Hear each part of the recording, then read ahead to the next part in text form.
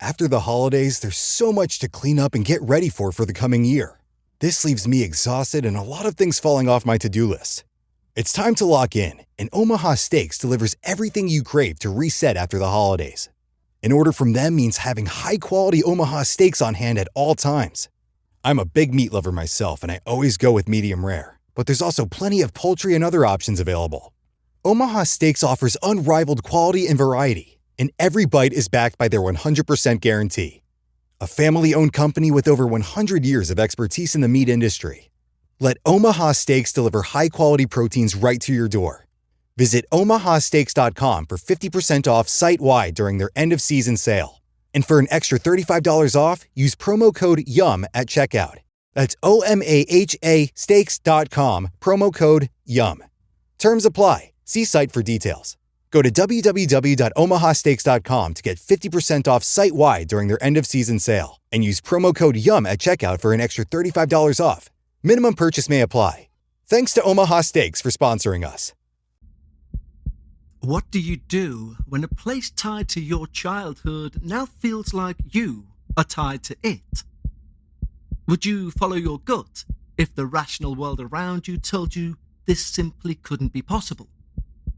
What if the isolation that you sought, that you thought would bring you solace, actually found you asking the question, how far am I willing to go to prove I'm not crazy? And what if, after all these years, those childhood terror stories that you were told that you believed were just there to keep you safe had more than an element of truth to them? Let's take a deep dive into each of those questions on the debut episode of the new season of the Dark Paranormal.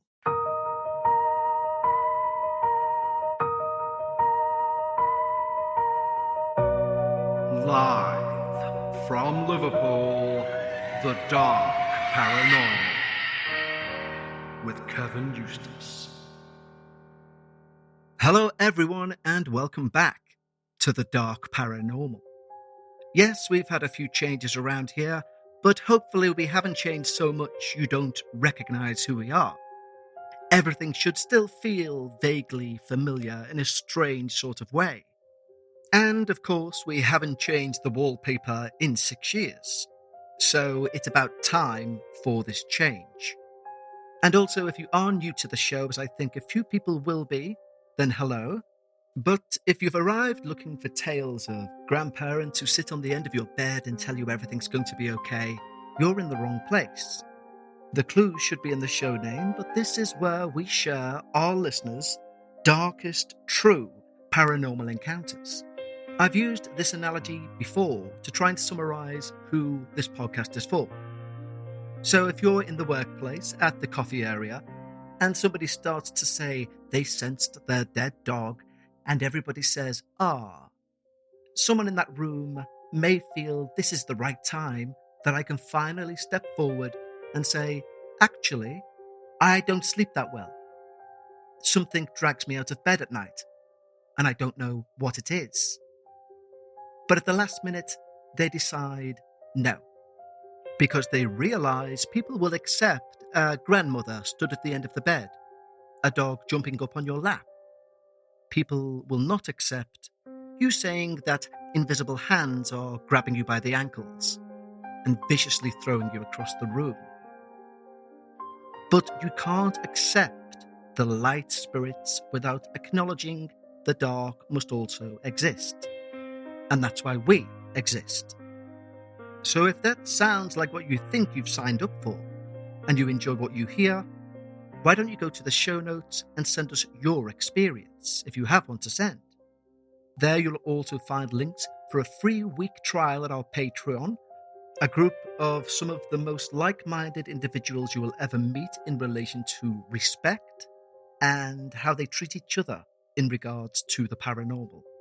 It's a very rare thing that you won't find online in many internet forums, and I've said this also before, if I didn't host the show, it's somewhere I'd want to be a member of. And also on Patreon, you can gain access to over 180 hours of Patreon-only content. That's experiences and dark stories that have never been heard by anyone but our Patreon listeners. So if that sounds like your thing, just go to the show notes and click, or go to patreon.com/the Dark Paranormal. But right now it's time to lower your lights, make yourself comfortable, and leave your disbelief at the door, as we hear all about the Watchers at Blackwater. Hi Kev, my name is Marcus and I love the show. I've went back listening to some other episodes and I've decided to write for you after going back and forth in my head for months. Okay, you said on one episode, it's only by sharing our experiences that others will feel okay to do so. And that is exactly why I'm sat typing. I'll keep some details vague so I can protect my family's privacy.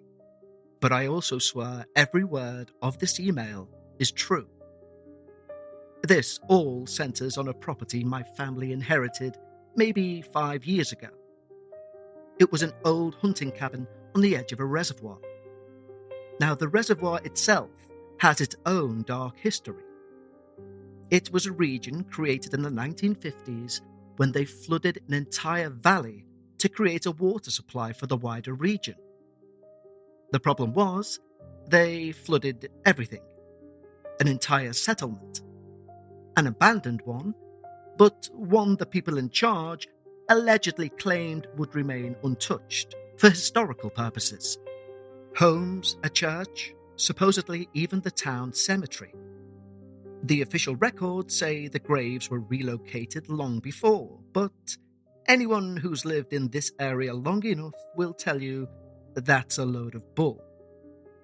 The project was rushed, underfunded, and when they finally filled the valley, there were still headstones visible above the waterline in the first few years. Or so the highly believed area legend goes. I'll rename the res, as we call it, Blackwater Reservoir. Over the decades, Blackwater has accumulated quite the reputation. There have been dozens of drownings, way more than your average for a reservoir of that size. Now, some are plain explainable. Drunk teenagers, boating accidents, that kind of thing. But others, people seem to just vanish. I'm talking about strong swimmers who go out in calm conditions and never come back in. Search and rescue teams will drag the reservoir for days and find nothing.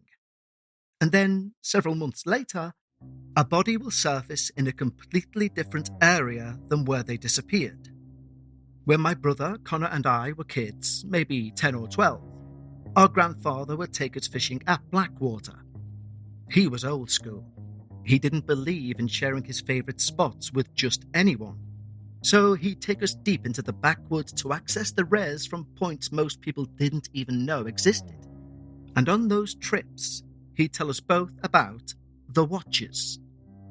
According to Grandpa, when they flooded Blackwater, something came up with the water. Not ghosts exactly. Something he said was older.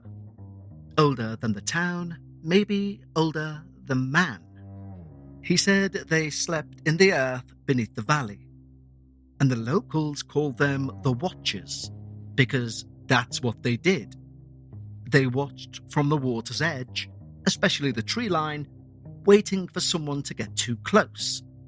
And he said on certain nights, especially when the moon was dark or during storms, you would see them moving along the shoreline. Tall, dark figures that didn't walk so much as glide, like they were hovering just above the ground. As kids, we were terrified. As adults, I realised, well, that was probably the point. Our grandpa just trying to keep us from doing stupid kid stuff near the water. You know how it is. Scare the kids enough and they stay away. There are stories like this around the globe. But I also remember seeing the way his eyes would stare off into space when he would talk about these watchers. And then he'd insist we'd be off the water and back at the truck before sunset. No exceptions. And looking back now, there never was one exception. Not just that, but I happen to know he wasn't joking. As unreal as it sounds, I think my grandpa was being totally genuine about the Watchers. The cabin sat abandoned for years after Grandpa passed when I was in high school. The property went through some legal limbo with the estate, and by the time it was sorted out, that place was pretty run down. And when it finally came into our possession about 5 years ago, my brother Connor decided he wanted to be the one to renovate it. He said he'd done so that if any family wished to use it, maybe for a weekend away, then they could do. But he himself had also gone through a messy breakup. He was also burnt out from his job in the city.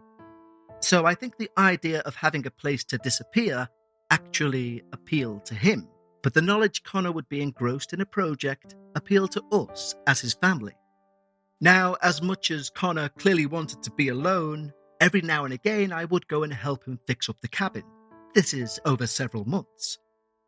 We replaced the roof, updated the plumbing, and reinforced the foundation. The cabin itself is very small. One living room, if you could call it that, which you could extend a sofa out into a bed, and also one tiny bedroom. There was also a very cramped bathroom wedged into the corner, like an afterthought. However, as can often be the way with hunting lodges, etc., the kitchen area was relatively well sized for such a small building. Connor likes to think he's a fisherman, but Grandpa was a fisherman. Whatever he caught, he would gut and he would cook. Although Connor can catch a fish, I think neither of us really have the stomach for gutting one, so we throw back whatever we caught. All the windows of the cabin face the reservoir, and because the cabin sits in a natural depression surrounded by thick pine, even during the day the place stays pretty dim. Though Connor said he liked that about the place. He said it felt like a true refuge from his life. And he needed it. As a family, we all could tell just how burnt out Connor was. So, once finished, it was no surprise to see that Connor was there every weekend. And for the first few weeks, everything seemed fine. He'd send me pictures of his catches, the sunrise over the water, updates of his amateur carpentry projects, and he seemed genuinely happy for the first time in years. And then, maybe around a month in, the messages began to get a bit weird. The first one that caught me off guard was when he sent one that simply said, "Do you remember what Grandpa used to say about fishing on the res at night?" I called him immediately and asked what he meant. Connor said he'd been talking to some locals at the bait shop in town, trying to get to know some people and share some tips on the best spots, etc. And he mentioned he'd been renovating Grandpa's cabin. The guy he's speaking to, this old guy, goes quiet and then asked if Connor had been out on the water after dark. Connor said, "No, why?" The guy apparently really wouldn't explain. He mumbles something about how the old man knew better and walked away. This old man's throwaway comment had planted a seed in Connor's mind, though, and he started asking me about Grandpa's stories, asking if I thought there was any truth to them. Of course, at the time, I laughed it off. I told him it was probably just Grandpa trying to keep us safe, and he'd reply about how serious Grandpa was when he spoke. I replied saying Grandpa lived in the woods. He was a bit weird. People tend to get a bit weird if they live alone in the woods. I replied with a little wink face. Connor just replied, "Lol." But looking back, I think he'd already started seeing things by then, which had led to the message in the first place. 2 weekends later, Connor called me late, around 11 p.m. He was whispering, which immediately got my attention. He said he'd been sitting on the dock earlier that evening, just before sunset, when he saw something on the small island about 50 yards offshore. At first, he thought it was a bear. The shape was about the right size, hunched over near the tree line. But then it stood up, Or more accurately, to quote him, it unfolded upward, getting taller and taller until it was at least 7 or 8 feet high. Connor said by the time he'd found his binoculars to watch this thing through, the sun had set, and in the darkness he tried to convince himself it was just a bear on its hind legs. But he said the proportions were all wrong. It was too tall, too thin. The way it moved was completely unnatural. He said it was just like it glided from where it unfolded to the shoreline. He said he could make out no steps, just a smooth, floating motion. He said then it turned towards him, towards the cabin. I said, how could you even tell if it was so dark, and you couldn't tell if it was a bear or an 8-foot man? He snapped back that even though he was too far away to see details, he felt absolutely certain it was looking directly at him. A small alarm bell went off inside my head. He said he grabbed his stuff and went inside, locked the doors, closed the curtains, told himself he was being ridiculous and that isolation was getting to him. But when he looked out of the window an hour later, he said there were now 2 of this tall thing, no longer on the island, but, explaining his whispering, standing on the cabin's dock. I could hear the fear in Connor's voice as he described them. Dark shapes, humanoid but in ways he couldn't really articulate. He just kept saying, Marcus, they're just wrong, man. He said they stood perfectly still, side by side, facing the cabin. Connor said he felt paralyzed with fear. He couldn't move, could barely breathe. He said he had no idea how long he'd been watching them, saying it took him forever to move inch by inch to get his phone to call me. Then I heard him take a deep inhale, and there was an eerie silence. Connor? Connor? They've both just turned and glided off the dock, he replied to me in a shaky whisper.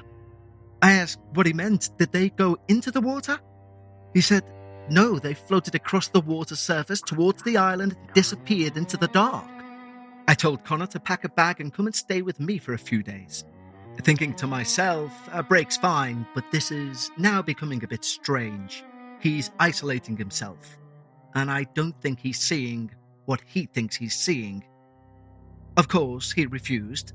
He cleared his throat and he muttered something about smoking a joint and having an overactive imagination. He apologized for calling me at such a late time, and then he hung up.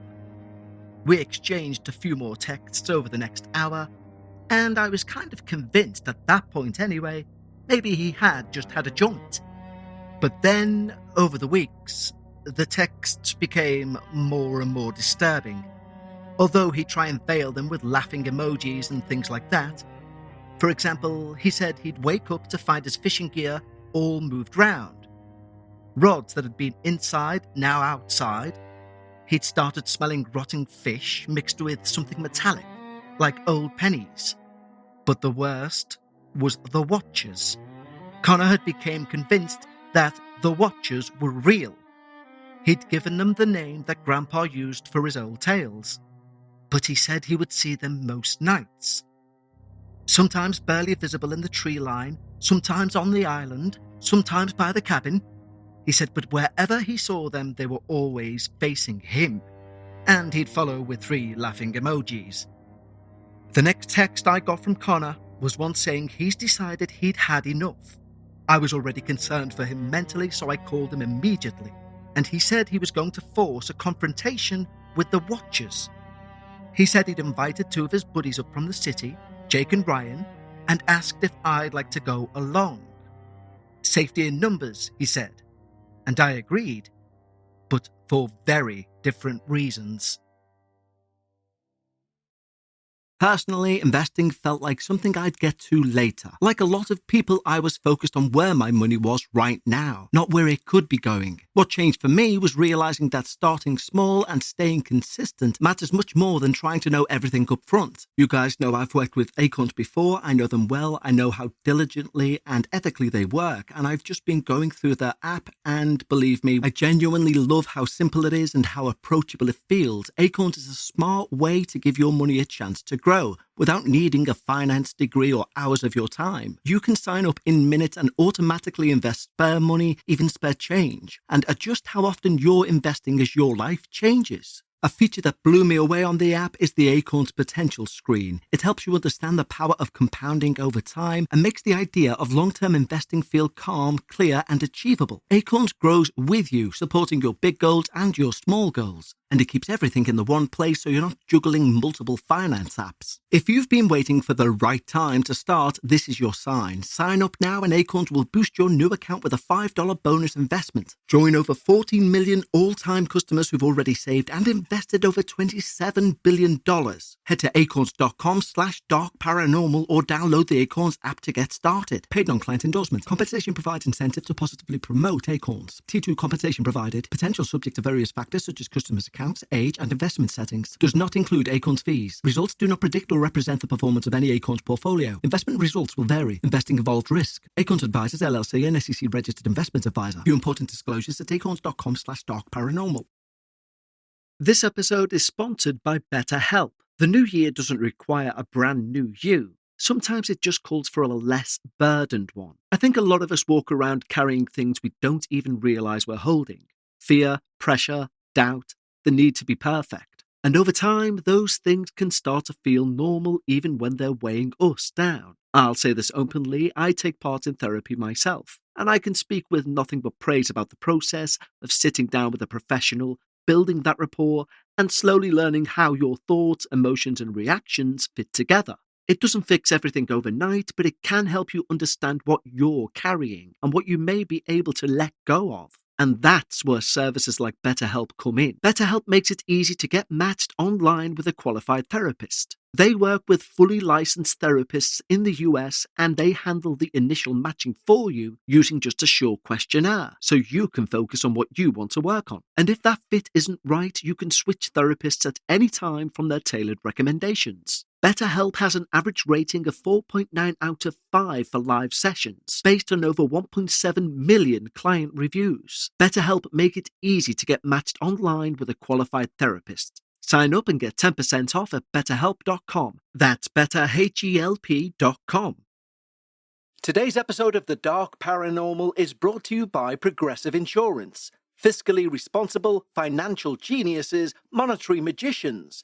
These are things people say about drivers who switch their car insurance to Progressive and save hundreds. Because Progressive offers discounts for paying in full, owning a home, and more. Plus, you can count on their great customer service to help you when you need it. So your dollar goes a long way. Visit Progressive.com to see if you could save on car insurance. Progressive Casualty Insurance Companies and affiliates' potential savings will vary, not available in all states or situations. His plan was to go night fishing, despite the local warnings. Connor figured if these things were real and connected to the water, they'd show themselves. If they were just his imagination, being out on that spot with me and his buddies would break the spell, whatever that meant. Looking back, it was probably the stupidest thing we could have all done, but I get why he wanted to do it. If you were being gaslit by reality itself, you'd want proof one way or another, right? We headed out around 8 p.m. on a Friday night. Connor knew a spot on the far side of the res, accessible only by a mile-long hike through some dense forest. It was illegal to fish there after dark, reservoir regulations, so we couldn't use a flashlight or a lantern without risking getting caught. So we had to use glow sticks and lighters. That was it. The hike in was uneventful. Connor was in good spirits. Joking around, he seemed much more like his old self. Ryan was quiet, but I knew Ryan too, and he was always quiet. But he'd also never be in the outdoors type. When we reached the spot, it was obvious Connor had planned this rather well. The moon was nearly full, lighting up the whole of Blackwater Reservoir. The water was completely still, almost like glass. We could hear the fish rolling on the surface, catching insects. Jake said it was actually beautiful, peaceful. I agreed, I think. We set up our gear, cast out our lines, and Jake and Connor, against my grown-up advice, both lit up a joint. Just one each, said Jake to Connor, but I think that was for my benefit. We sat there bullying each other for maybe an hour, relaxing, catching nothing, but we all enjoyed the night. Then, Connor's whole demeanour flipped. It was like someone turned a switch. Connor was mid-sentence, telling some story, when he just stopped talking and stared out at the water. His face went completely blank, then filled with something like a mix between recognition and dread. "Do you see it?" Connor asked, his voice barely a whisper. Jake looked where Connor was pointing, the small island maybe 50 yards out. At first, he, like me, didn't see a thing. Then, in the moonlight, we caught movement. Something large, dark, hunched amongst the trees. We watched it stand, and I felt my stomach drop, as unfolded was indeed a better word for it. Like watching a piece of paper being opened, but in 3 dimensions. The thing rose to at least 8 feet tall, maybe more. Then it started moving. Moving. Note I didn't say walking. That's because it was gliding. It crossed the narrow channel between the island and the far bank in one smooth motion, an impossible distance for any animal to cover in a single stride, let alone a human. And that's when Ryan saw it too. He made a sound between a gasp and a whimper. The thing reached the far bank and stopped, and then started screaming. It was the most horrible sound I've ever heard. Not like any animal, not a human either. A high, shrill noise that seemed to vibrate in my chest. I felt it in my teeth. The thing was moving through the trees now. Branches were shaking. We heard what sounded like large pebbles landing in water. From the previous near silence, this huge scene was impossible to ignore. Connor grabbed Jake's arm and hissed, "Don't look at it. Look left. Look to our left." Jake tore his eyes away from the screaming thing and looked to our left flank, back toward the trail that we'd come in on. Still fixated on the commotion ahead, I turned following Jake's stare. In the darkness, barely visible even with moonlight, something else was moving through the forest, but moving silently. Not a single snap of a branch, working its way around towards us whilst the first entity created a distraction. "There's 2 of them," Connor said. "There's always 2. That's why my grandfather meant the Watchers, plural." Ryan just stood there, not a sound but tears coming down his face.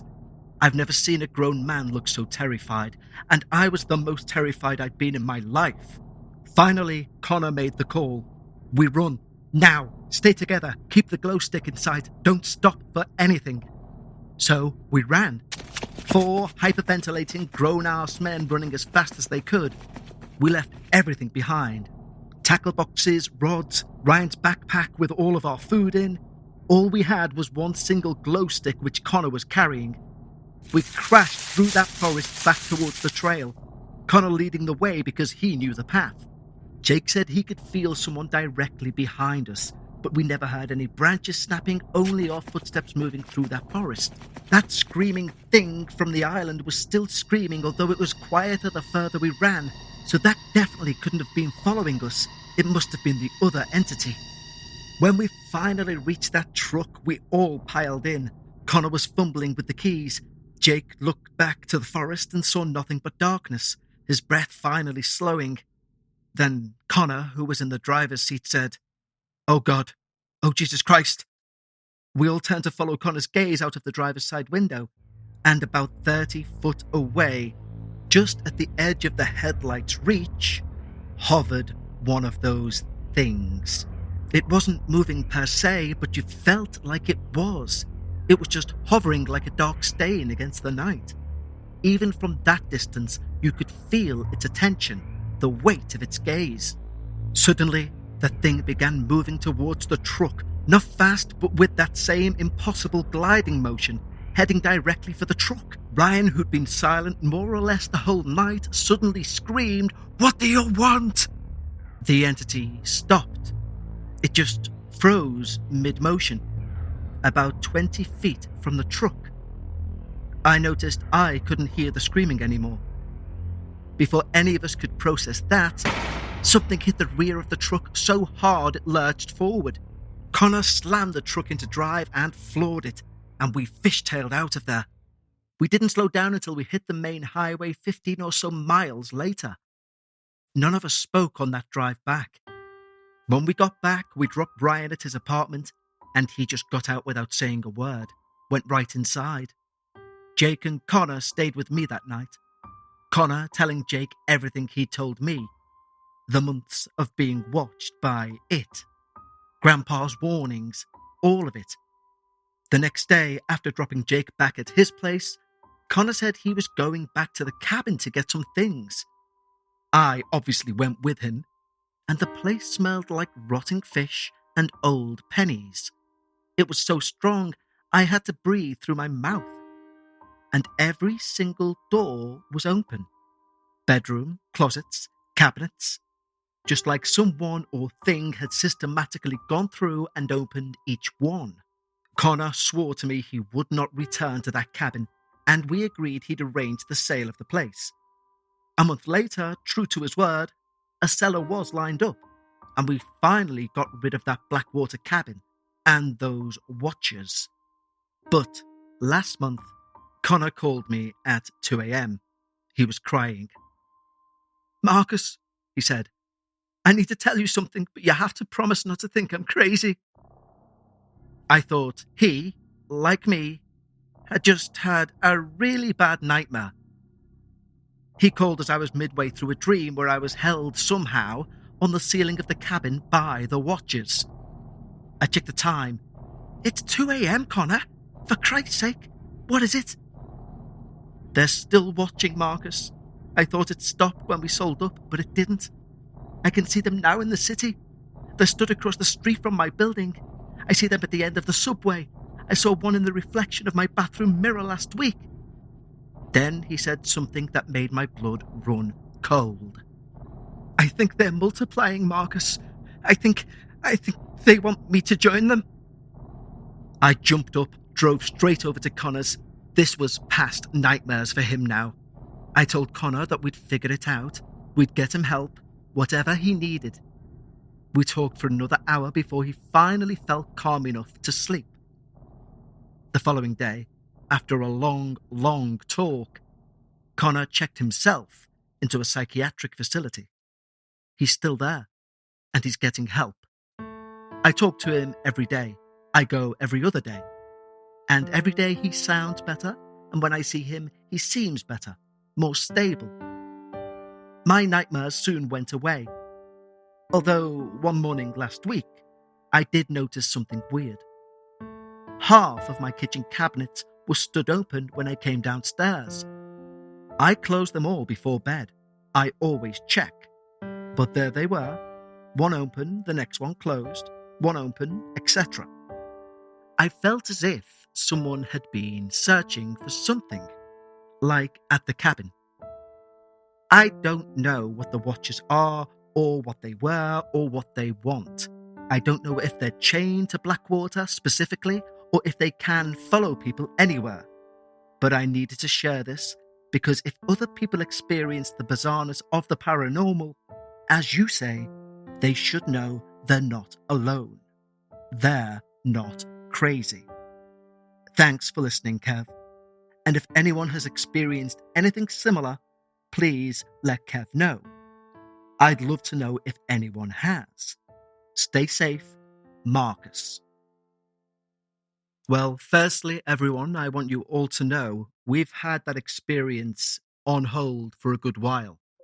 And not because we were holding it for a debut, But because I was waiting on a response from Marcus, not his real name, to let me know if his brother was still in an institution of some sort, because I just didn't feel it right putting it out without his permission, even though all false names were used.